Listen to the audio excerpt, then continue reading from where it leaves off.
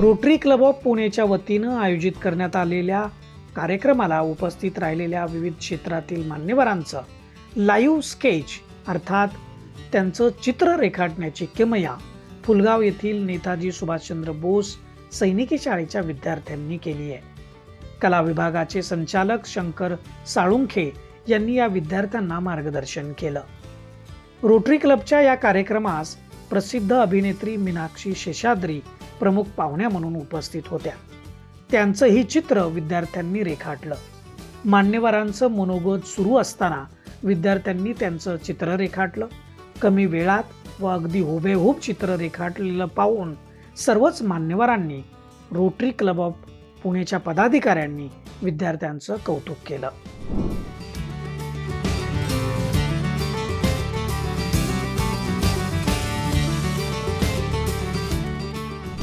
Rotary club of Pune तर्फे या विद्यार्थ्यांना प्रत्येकी 5,000 रुपये देऊन त्यांचं कौतुक करण्यात आलं।